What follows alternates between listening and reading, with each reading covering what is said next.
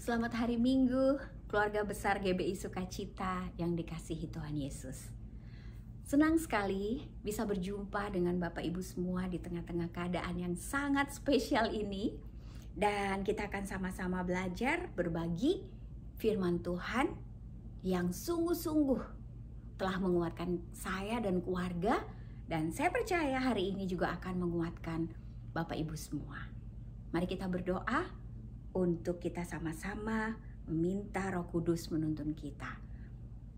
Bapa, terima kasih untuk pertemuan kami sebagai murid-murid keluarga besar di dalam nama Yesus Kristus, Tuhan kami. Kami hari ini beribadah bersama-sama. Tuntunlah kami kembali ya Roh Kudus, supaya pemberitaan firman Tuhan ini betul-betul membawa kemerdekaan, pembebasan. Kuk diangkat, urapan yang baru, anointing yang baru datang kepada kami. Bapakku berdoa hati kami betul-betul lapar dan haus untuk mengerti kebenaran, merenungkannya, melakukannya, sehingga kami betul-betul mengalami kemenangan demi kemenangan selama kami hidup di dunia ini ya Bapa. Musim demi musim berganti, kasih-Mu tidak berubah. Dan kami tahu apakah yang akan kami katakan tentang semua yang kami alami ini. Kami adalah lebih dari pemenang. Terima kasih ya Bapa. Roh Kudus dan firman yang memerdekakan, kami persilahkan untuk menuntun kami kalimat demi kalimat.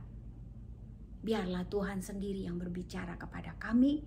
Dan aku Tuhan, anak-Mu, ini menyerahkan semua pesan-pesan ini untuk Tuhan urapi supaya menjadi kehidupan yang tidak akan terlupakan dan merubah hidup kami semua. Sehingga kami masuk kepada level yang baru, tantangan yang baru, musim yang baru, semangat yang baru, sukacita yang baru, yang tidak pernah habis-habisnya mengalir dari dalam hati kami.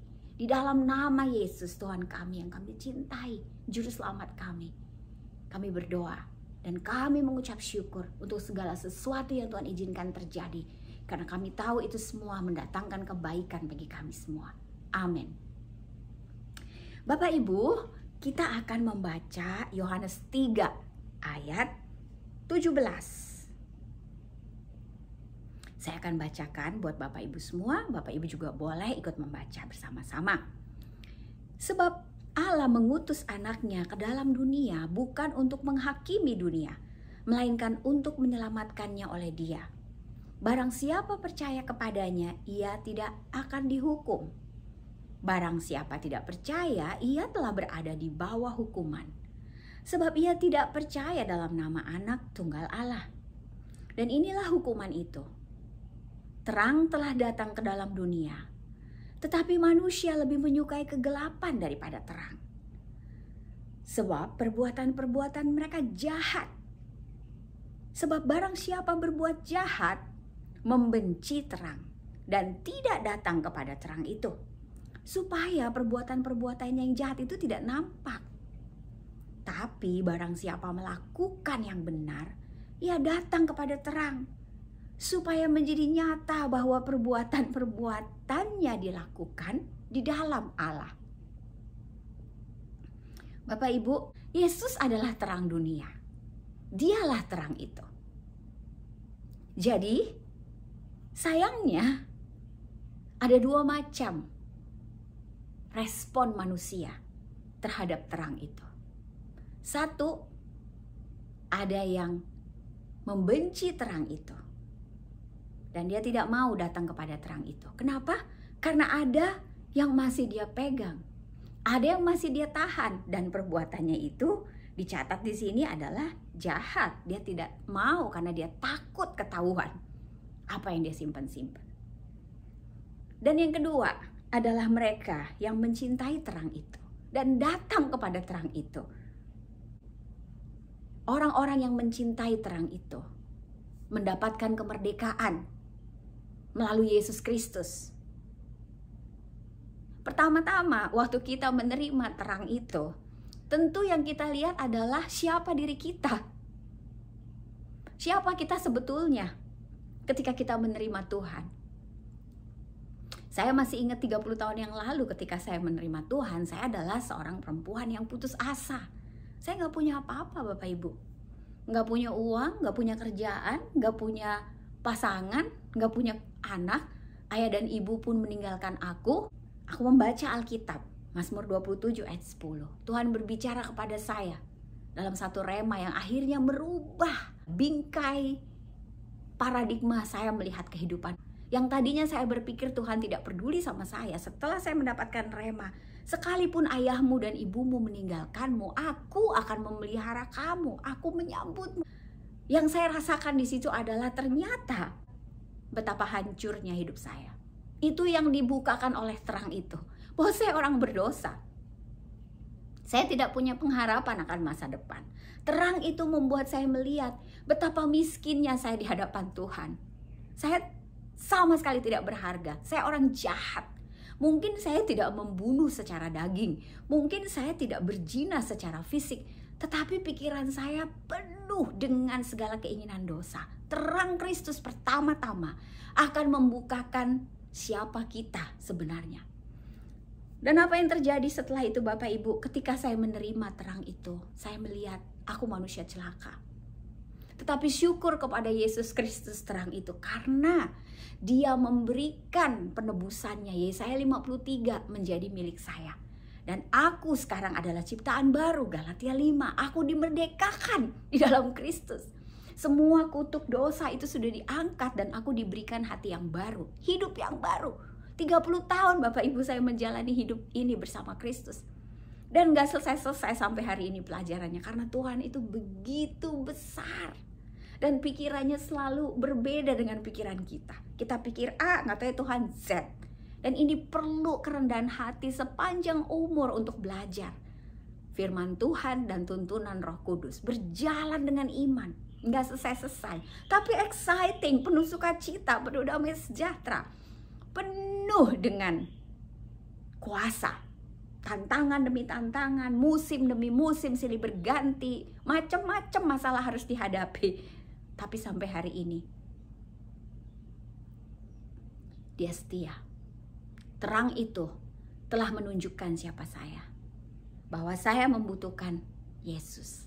Saya membutuhkan juru selamat yang membawa saya keluar dari kehidupan saya yang diperbudak oleh dosa. Aku sekarang bukan hamba dosa lagi. Aku bukan budaknya ketakutan. Aku bukan lagi hamba. Aku adalah anaknya. Bahkan Dia memanggilku sahabat Bapak Ibu. Dan ini berkat untuk Bapak Ibu semua, kita yang sudah di dalam Kristus. Nah, tapi ada yang kedua, orang yang membenci terang itu. Mereka tidak mau. Sebagai pemimpin, saya berada di dunia leadership sudah hampir 20 tahun. Dan sebagai leader, kalau terang itu tinggal di dalam kita, maka kehadiran kita di dalam industri yang kita geluti, yang kita kerjakan, itu akan membawa terang itu datang di sana. Terang itu ada di dalam kita. Kristus adalah terang itu. Dan ketika kita hadir, sama seperti waktu kita menerima Yesus, terang itu membukakan siapa kita. Maka ketika kita sebagai anak-anak terang hadir di dalam satu industri. Saya di industri keuangan asuransi. Bapak Ibu di industri pendidikan. Atau di sektor kesehatan, atau di sektor trading, atau di properti. Dimanapun Tuhan menempatkan kita berbisnis, supaya kita bisa berinteraksi dengan orang lain, kita akan membawa terang itu bersama-sama dengan kita. Sehingga ketika Bapak Ibu hadir di sana, mau tidak mau Bapak Ibu, kehadiran Bapak Ibu akan membawa kebenaran.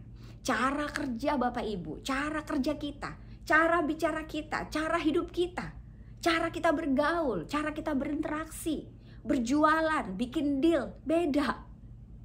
Dan kita pasti akan membawa firman Tuhan itu dalam perkataan kita. Dan firman itu akan menunjukkan kepada orang itu, suka atau tidak suka, siapa dia. Dia akan melihat dirinya ketika berinteraksi dengan Anda. Dan reaksinya tetap dua. Dia akan sayang sama Bapak Ibu karena dia mencintai terang itu. Dia memberi respon, aku mau terang itu, aku mau berubah. Atau kedua, dia membenci Anda Karena dia tidak mau perbuatannya yang jahat diketahui. Dia nggak mau ketahuan jahat. Dia nggak mau dibilang miskin. Dia nggak mau dibilang tidak punya apa-apa. Dia nggak mau dibilang orang jahat. Alkitab dengan jelas mengatakan semua kita jahat. Dia nggak mau, oh saya orang baik, enak aja kamu. Dia menghindari terang itu. Dan Anda dijauhi. Kita difitnahkan yang jahat. Tanpa alasan kita dibenci karena terang itu. Bapak Ibu pernah ngalamin kan? Gak tahu kenapa dia benci sama kita. Rupanya cara hidup kita, cara bisnis kita, cara deal kita, cara ngomong kita membuat dia melihat kegelapan yang ada di dalam dirinya. Tinggal responnya dua kan. Dia mau terima terang itu atau dia mau tolak terang itu dan membenci kita. Itu sebabnya kita dianiaya oleh karena kebenaran. Karena terang itu. Karena terang itu bersama-sama kita. Walaupun kita cuma ngomong, tapi omongan kita tuh firman Tuhan. Firman Tuhan itu akan menusuk ke dalam hatinya, menunjukkan siapa dia. Dan dia bisa marah. Dia bisa marah sama kita. Tapi Alkitab berkata, bersukacitalah kalau kamu dianiaya karena kebenaran. Jadi sebagai leader pun saya merasakan ketika saya punya tim, ya, dia bikin deal yang gak benar, dia bikin proposal yang gak benar, aku tegur, kita tegur sama Pak Ivan, ini gak benar, ini bisnis begini, kamu mesti begini. Marah Bapak Ibu. Walaupun dia sudah bilang dia Kristen, tapi Kristen daging ya, yang semuanya hanya mau enaknya doang dari Tuhan. Giliran dia harus menjalankan jalan-jalan Tuhan, dia pilih-pilih. Kalau berkat saya mau, kalau berhasil saya mau, tapi kalau firman Tuhan yang susah-susah kayak menderita, dianiaya, saya gak mau. Marah Bapak Ibu. Marah, dia bilang kamu siapa ngomong-ngomong sama saya kayak begitu. Dia bukan marah sama kita ketika kita kasih dia the golden rule. Hey, apa yang kamu lakukan ke klien itu akan kamu tuai loh. Kalau kamu gak jujur sama klien kamu main-main dengan uang klien, suatu hari uangmu juga akan dimain-mainin orang loh. Jadi apa yang kamu mau orang perbuat kepada kamu perbuat dulu sama orang lain. Marah dia. Jangan bawa-bawa ayat katanya. Benci sama kita, padahal karena memang itulah mindset kita, pola pikir kita sebagai leader. Kita dianiaya. Kalau dalam bisnis, Bapak Ibu, saya kan di bisnis networking ya. Itu siapa bilang kalau kita hidup dalam terang kita harus the best ya, paling kaya, paling diberkati, paling sukses. Siapa yang jamin seperti itu? Enggak. Terang itu nggak ada bentuknya Bapak Ibu. Terang itu kalau dia hadir aja, kegelapan pokoknya nggak bisa ya tahan kalau ada terang. Nggak bisa, nggak ada bentuknya. Garam juga walaupun ada bentuknya, ketika dia menyatu hilang. Kita orang-orang yang dipimpin oleh roh. Bukan kalau CEO baru kamu ada powernya. Kalau kamu manajer, kamu miliarder, kamu ada powernya. Baru kamu jadi terang. Harus sukses dulu baru jadi terang. No, firman Tuhan itu berkata bahwa terang itu adalah Kristus dan Kristus ada di dalam kita. Jadi siapapun kita, mau kita ibu rumah tangga, mau kita ini adalah pembantu, atau kita adalah rektor, atau kita asisten menteri, siapapun kita, atau agen asuransi seperti saya, founder agensi seperti suami saya, kita semua membawa terang itu di level kita masing-masing. Dan kesuksesan kita tidak bisa diukur dengan materi. Tidak bisa. Kesuksesan kita diukur dengan damai sejahtera yang memerintah, sukacita, dan puasa. Walaupun mungkin saya agen asuransi, saya bukan rektor, tapi saya nggak kalah percaya diri dengan rektor. Saya nggak kalah percaya diri, saya tahu saya diurapi. Dan tugas saya adalah di industri, di sektor di mana saya berada. Saya menjadi terang di tempat saya berbisnis. Sektor di mana saya bekerja, tahu kalau saya anak Tuhan. Dan kalau aku ngomong, pasti aku ngomong firman. Dan itu kebenaran. Akan ada yang marah dan akan ada yang bersukacita. Makanya Alkitab berkata, berbahagialah mereka yang miskin di hadapan Allah. Berbahagialah mereka yang berduka cita. Itu apa Bapak Ibu? Artinya, ketika terang itu menerangi kita, Tuhan bawa kita ke level yang baru. Tandanya apa Bapak Ibu? Hancurkan hati kita. Hancurkan kita nangis di hadapan Tuhan. Tuhan, aku udah ikut kamu 30 tahun. Kenapa saya baru ngerti pewahyuan ini Tuhan? Saya kemana aja? Bener gak? Sama waktu kita dulu baru lahir baru. Tuhan, saya pikir saya orang benar. Saya pikir saya orang suci Tuhan, ya ampun. Saya pikir saya lebih baik, ampuni saya Tuhan. Saya nggak sanggup. Itu kan yang terjadi. Jadi tanda terang itu bekerja di dalam hati orang-orang yang mencintai terang itu. Dia hancur Bapak Ibu. Hancur dia karena dia ngelihat, ya ampun, aku pikir aku udah tahu, ternyata aku nggak tahu Tuhan. Ampuni aku Tuhan. Galatia 5. Tuhan mengingatkan kita, kamu sudah merdeka. Kamu dibenarkan bukan karena perbuatanmu. Ketika kita berjalan dalam kebenaran itu dan ketika Tuhan membawa kita masuk ke level yang baru, pemahaman, metanoia, perubahan pikiran yang baru di level yang baru, kita akan mengalami kehancuran.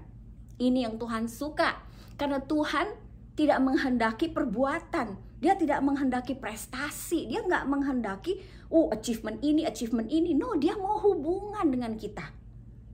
Dia bukan mau kita sibuk ngerjain program ini, program itu, sampai kita kesibukan sendiri karena kita mau achieve di depan Tuhan. No, dia mau hubungan. Hubungan yang lahir dari hati yang hancur. Kita hancur ketika kita menyadari. Kita pikir kita tahu, padahal kita nggak tahu. Ketika terang itu menunjukkan, hei anakku, selama ini kamu mikirnya gini, sementara saya mikirnya ini. Kita kaget, Tuhan kok bisa? Setiap hari saya berdoa, setiap hari saya baca Alkitab. Oh Tuhan, di level yang baru ini, di season yang baru ini, Tuhan, kau bebaskan aku dari belenggu yang aku tidak sadari. Hancur. Kita akan baca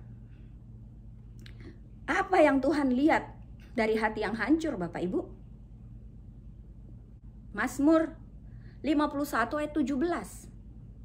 Korban sembelihan kepada Allah ialah jiwa yang hancur, hati yang patah dan remuk tidak kau pandang hina ya Tuhan. Ini hati orang-orang yang mencintai terang itu. Orang-orang yang tahu dia dipanggil untuk menjadi anak-anak terang, hatinya tuh hancur. Dan ketika Tuhan mengatakan, hei, kau sudah dibenarkan.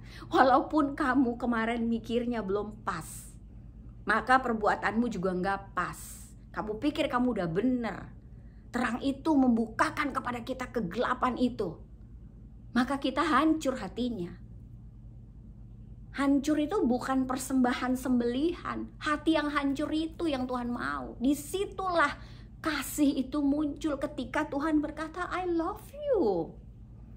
I love you. Yesaya 53, pengorbananku 2000 tahun yang lalu udah di situ, tinggal ambil nak. Ambil dengan iman. Itu kamu tetap benar. Walaupun ternyata kamu itu sekarang baru berubah, tapi kamu udah benar dari dulu. Aku sudah menyediakan, aku gak pernah berubah. Kamu yang berubah lebih baik. Saya dari dulu udah sempurna dan saya sayang sama kamu. Karena begitu besar kasihku kepadamu. Aku sudah memberikan Yesus untukmu. Supaya kau tidak binasa, tapi memperoleh hidup yang kekal. Kita gimana? Udah hancur, malu di hadapan Tuhan, digituin sama Tuhan. I love you, you are precious, you are honor. Kau adalah sahabatku, kau benar di mataku karena darah Yesus. Kita gimana? Hancur lagi kan? Hancur lagi, Tuhan. Kenapa kau begitu mencintai aku, oh Yesus? Nah, hati kita gimana? Memuji dia lah. Mau ngapain lagi kita? Salah aja kita dibela. Dosa dulu, dosa sekarang, dosa masa depan semua udah lunas. Kita mau ngapain Bapak Ibu? Mencintai dia. Mengasihi dia. Gak ada orang cinta sama kita kayak dia. Cinta Tuhan itu ajaib. Itu sempurna. Dan kalau kita nerima itu, ketika terang itu menerangi kita, hati kita hancur lagi Bapak Ibu. Kita nangis lagi, Tuhan terima kasih. Tapi kali ini bukan cuma hancur lagi, kita bersuka cita. Kenapa? Karena kita tahu kita dibenarkan. Karena kita tahu kita diterima. Gak ada yang bahaya. Semua diizinkan Tuhan untuk menjadi kebaikan. Can you imagine Bapak Ibu? Wow, betapa luar biasanya kemerdekaan Kristus itu. Apakah Bapak Ibu orang yang membenci terang itu? Ketika terang itu membukakan siapa kita? Atau Bapak Ibu adalah orang yang mencintai terang itu, menyambut terang itu, dan menjadi terang itu dimanapun Bapak Ibu berada. Dengan catatan Bapak Ibu juga akan dibenci atau dicintai. Itu adalah upah kita ketika kita dianiaya karena kebenaran. Majulah terus, tetaplah menjadi terang. Tetaplah kuat di dalam firman Tuhan itu. Rela kehilangan, asal kita tetap bisa menjadi pelayan-pelayan kebenaran di tengah-tengah dunia ini. Dibutuhkan anak-anak Tuhan, murid-murid Kristus yang berani menjadi terang. Sekalipun akibatnya adalah dia tidak disukai. Dan Anda akan berbeda dengan orang-orang yang ada di dunia ini. Bukan berarti kita lebih baik ya, spiritnya bukan lebih baik, tapi berbeda. Kita bukan orang-orang yang hanya memikirkan gimana nyenengin orang. Kita adalah orang-orang yang memikirkan bagaimana mengasihi Tuhan. Dan kata Galatia 5, ya, kita lihat di Galatia 5 ya Bapak Ibu, kita baca sama-sama di ayat yang ke-13 ya. Saudara-saudara, memang kamu sudah dipanggil untuk merdeka. Tapi janganlah kamu mempergunakan kemerdekaan itu sebagai kesempatan untuk kehidupan di dalam dosa. Ini bukan kita lagi. Kalau kita mencintai terang itu, ya kita udah hancur, gimana mau mempertahankan dosa kalau orang yang gak suka sama terang itu. Kenapa? Karena dia masih mau dosanya. Dia belum kasih sama Tuhan. Dia belum lepas. Masih ada yang ditahan-tahan, diumpet-umpetin. Melainkan layanilah seorang akan yang lain oleh kasih.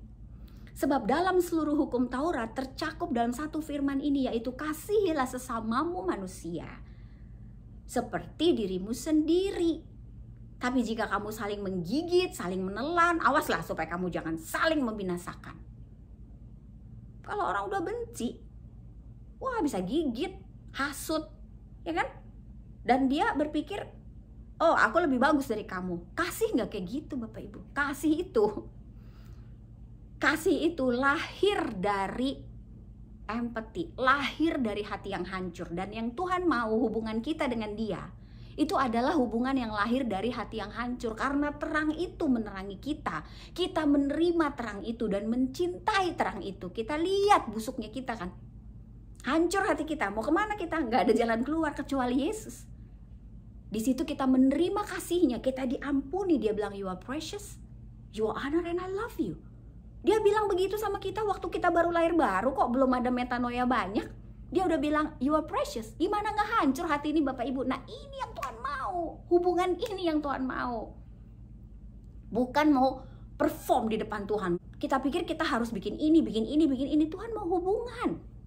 Dia mau kita nikmati hubungan dengan dia. Kalau dia suruh kerjain, gak disuruh gak usah. Dan kalau kita mengasihi Tuhan dengan hati yang hancur, maka dari situlah akan ada kasih kepada sesama.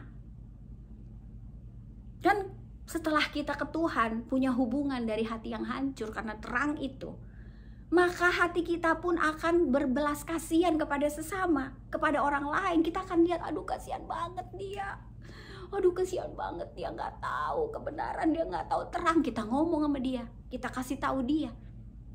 Reaksinya dua, dia marah atau dia sayang sama kita. Kita udah tahu, memang itulah panggilan kita sebagai anak-anak terang. Pasti akan ada yang menganiaya kita. Kalau nggak ada yang menganiaya, jangan-jangan kita kerjanya nyenengin orang doang Bapak Ibu. Bener nggak? Iya. Pasti Tuhan bilang, berbahagialah kamu jika karena aku kamu dianiaya oleh karena kebenaran. Nah hubungan di dalam kekristenan itu semua adalah hubungan kasih. Nah Bapak Ibu, jadi saya sangat exciting menjadi anak-anak terang. Saya sangat exciting dan selama kerja 20 tahun saya udah ngerasain dibenci orang. Saya udah ngerasain difitnah ya, hanya karena saya berani ngomong kebenaran. Saya ngelihat di depan mata bisnis-bisnis yang besar di networking seperti kami ya, mereka bisa menjadi the biggest, lebih besar daripada kita. Duitnya lebih banyak, kenapa? Karena leadernya nggak mau ngomong kebenaran. Timnya ngaco, didiemin aja. Kenapa? Daripada tersinggung nanti nggak produksi, rugi kita. Didiemin Bapak Ibu. Kita enggak, kita berbeda. Rasul Paulus berkata, berubahlah oleh pembaharuan budimu supaya kamu jangan sama dengan dunia ini. Kita berani, kita ngomong. Kalau nggak bener loh. Dan apa yang kita bicarakan itu emang kita jalanin. Bukan berarti mereka langsung denger, oh power ya soalnya lu jalan. Enggak, dia bisa suka, bisa benci. Siapkan dirimu Bapak Ibu. Siapkan diri kita sebagai gereja untuk berani menjadi anak-anak terang di tengah-tengah kegelapan ini. Dengan resiko kita dibenci. Tapi ada juga yang terima. orang-orang pilihan Tuhan seperti Bapak Ibu semua. Amin. Kita orang-orang yang menerima terang itu. Nah, Bapak Ibu, di masa-masa pandemi ini, saya ingin menguatkan hati Bapak Ibu. Pertolongan Tuhan tidak akan berkurang. Mau pandemi, mau endemi, kasih setia Tuhan selalu baru setiap hari, itu tidak akan berubah. Dulu Tuhan menyembuhkan orang sakit kusta, pendarahan 12 tahun. Tuhan juga bisa menyembuhkan kita dari virus. 3 minggu yang lalu, kami ada acara ulang tahun Langkah Kemenangan Group, agensi yang dibangun suami di Manulife di Bali. Kami bikin di Bali. Kita sudah berdoa, kita ke Bali, dan ternyata di Bali itu adik ipar saya kena COVID. Nah, saya langsung empati kan, langsung aduh sayang kan sama adik ipar. Waduh, saya langsung cari obat ya. Kita nggak punya obat, Bapak Ibu nggak punya. Kita punya vitamin ya minimal aja lah ya. Cuma vitamin C, vitamin D yang 1000, zinc. Udah, paling beberapa hanya untuk seperti nutrisi lah gitu. Kita nggak bawa obat. Saya kontak sahabat saya, Ibu Lani, yang ada di Jakarta. Kita di Bali. Saya WA dia jam 12 malam, Bapak Ibu. Dia kirim ivermectin ke rumah saya di Patra, di Mandala. Dan besoknya anak-anak kami nyusul ke Bali, dibawalah obat itu ke Bali. Adik saya tepat ketika didiagnosa hari ini, besoknya dia dapat obat. Aku yang racikin. Aku bikinin ivermectin, aku bikinin antibiotik ya, terus vitamin D, vitamin C, zinc. Ya udah, adanya segitu. Saya kasih dia. Saya bilang, Ri, ini 6 hari. Kamu minum nih 6 hari. Doain Tuhan berkati. Kamu cari villa, kamu ngumpet sendiri, ya kamu pisah sama kita. Kita akan selalu dukung kamu dalam doa. Bapak Ibu, kalau secara medis yang saya kasih itu kurang. Vitamin D-nya katanya harus 20.000. Adik saya cuma minum 1.000. Terus dia nggak mau minum antibiotik karena dia nggak panas dan nggak batuk. 6 hari Bapak Ibu, dia cek, dia negatif. Luar biasa. Tuhan bisa pakai obat apa adanya untuk nyembuhin dia. Tidak berubah Bapak Ibu. Tuhan nggak tergantung merek. Dia nggak punya stok. Yang nyariin kakak iparnya. Dari mana? Dari sahabatnya. Sahabat saya. Nah, setelah dia 2 hari terinfeksi, saya sama suami mulai kayak ada yang gak enak nih di badan nih, kok meriang ya gitu ya. Kemudian cerita lagi ke sahabat kita itu kan, Lan, gue kayak kena nih. Besoknya Bapak Ibu, my best friend kirim lagi tuh obat ke kita. Dia kirim, terus dia kasih nomor dokter. Nih, dokter Serak sahabat gue katanya. Kamu hubungin dia ya, minta sama dia resep. Saya SMS lah, sahabatnya sahabat saya ini. Sis, aku kena nih, udah kerasa banget nih badan, dan udah hilang penciuman gitu. Oh, dia bilang kamu minum ini, dia kasih resep deh, ini, dan kamu ke sahabat saya ya di Bali katanya. Dia nerima kok orang-orang yang terinfeksi. You datang aja ke klinik dia, nanti you disuntik vitamin C sama disuntik ozon kalau mau. Itu you 3 kali, lu pasti terbantu banget lah kata dia. Nah, kita kan anak kita 4 di Bali. Akhirnya anak pisah, kita berdua sama suami, kita sewa rumah gitu. Akhirnya kita ke dokter yang di Bali, kita suntik vitamin C. Begitu saya disuntik vitamin C, sakitnya hilang ya. Dan ternyata sakitnya hilang supaya saya ngurusin suami. Karena suami saya kena. Saya istrinya, saya mesti urus dia. Dan si dokter menyarankan, lebih bagus cari rumah sakit Bu, karena Pak Ivan tuh ada peningkatan gula, ada peningkatan kolesterol dan darah tinggi. Karena itu komorbid bahaya Bu katanya. Tapi apa yang kami lakukan Bapak Ibu? Firman itu adalah terang yang menuntun kami lebih daripada dokter. Kami berdoa. Semua saran dokter kami doain dulu. Yang kita mau ke rumah sakit gak? Saya bilang sama Pak Ivan. Dia bilang enggak. Ya saya juga enggak ada damai sejahtera. Ya udah kita isoman aja. Walaupun katanya komplikasi, tapi firman itu menuntun kami. Memberi damai, sejahtera, sukacita. Ngapain ke rumah sakit kalau nggak damai, nggak sejahtera, nggak sukacita? Ya di rumah aja isoman. Kita akhirnya isoman walaupun komorbidnya tinggi. Ya. Dalam 8 hari Bapak Ibu, kita negatif. Apakah ada ketakutan? Ya adalah, kita kan manusia biasa.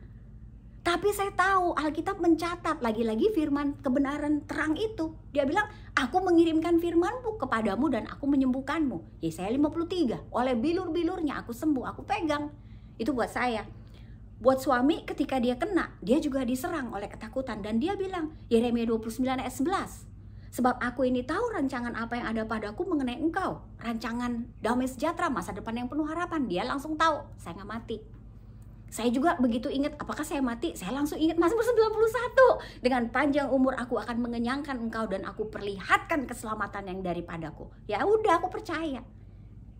Jadi kalau kita 1,5 tahun diizinkan Tuhan gak kena, ya karena Tuhan gak izinin. Dan yang kita pegang adalah Mazmur 91. 1.000 di sebelah kiri, 10.000 di sebelah kanan, itu tidak akan menimpa aku. Kalau gak kena ya pegangnya Mazmur 91. Terus kalau udah kena gimana? Ya pegangnya saya 53. Jangan takut. Aduh gara-gara kamu buka pintu sih. Aduh gara-gara kamu ke Bali. Aduh apa kita udah berdoa ya waktu ke Bali? Itu perbuatan.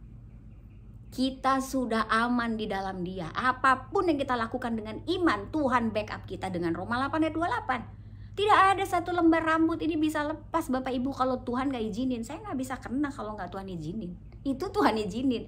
Nah kenapa Tuhan izinin? Ada maksudnya. Tuhan gak bakalan kerja sesuatu tanpa maksud. Penderitaan, aniaya, semua yang kita alami itu, anak-anak terang, itu ada maksudnya. Maksudnya adalah untuk mendatangkan kebaikan bagi mereka yang mengasihi Dia. Nah, kalau udah tahu nih, diizinin Tuhan, saya diizinin, oke Tuhan, maksudnya apa? Kan beda. Bukan langsung, aduh rumah sakit mana, oksigen mana, stok obat mana, itu orang gak punya firman kebenaran. Kita anak-anak terang punya firman. Yang mimpin kita firman, frame-nya kita firman, ngelihat keadaan tuh pakai firman, pakai Alkitab, pakai roh. Firman dan roh. Itulah terang kita. Terus kalau sampai dipanggil Tuhan gimana Bu? Ya pegang Ibrani 11 dong. Pahlawan iman. Walaupun imannya itu tidak terjadi di dunia ini.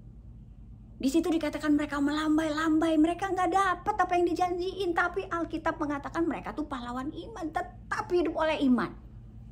Emangnya kita mati kemana? Kan ke surga.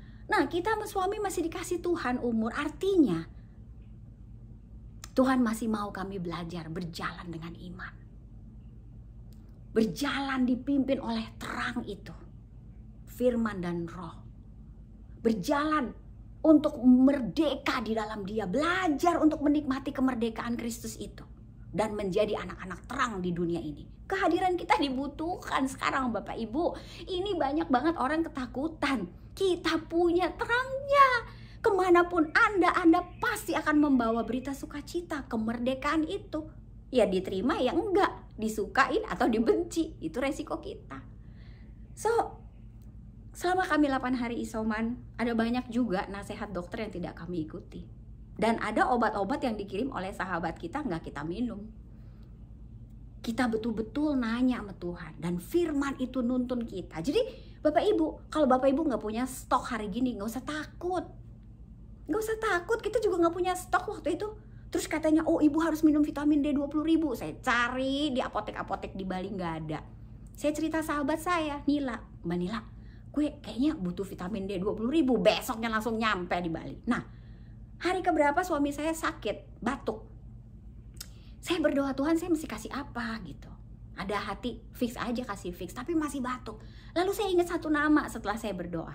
Ada di grup WA, kita baru kenal nih. Terus saya WA dia, Pak, suami saya tuh lagi kena C19. Kayaknya Bapak ada sharing mengenai obat herbal, apa boleh saya beli Pak? Besoknya obatnya nyampe di Bali. Nah, apa kesimpulan yang saya mau bagikan kepada Bapak Ibu? Pertolongan Tuhan untuk kita semua di tengah-tengah pandemi ini adalah dari orang-orang yang mengasihi kita. Hubungan-hubungan yang kita bangun dengan orang-orang yang sayang sama kita. Karena hubungan kita sama Tuhan kan sayang. Kita mengasihi Tuhan. Karena terang itu membukakan kegelapan, kita nggak bisa bales, kita hatinya hancur, jadi sayang banget sama Tuhan, menari, bersuka cita, memuji Tuhan. Itu kan kerjaan kita sekarang. Tiap hari rasanya pengen muji Tuhan. Habis gimana? Baik banget, nggak bisa bales, ya puji-puji Tuhan dong, ya kan? Bagaimana dengan ke orang lain? Kasih yang sama. Dan ternyata saya melihat di masa pandemi ini, kita anak-anak terang adalah orang-orang yang punya kasih. Saatnya kita respon terhadap orang-orang yang kita sayang, yang kita ada empati sama dia, simpati sama dia, bantu mereka.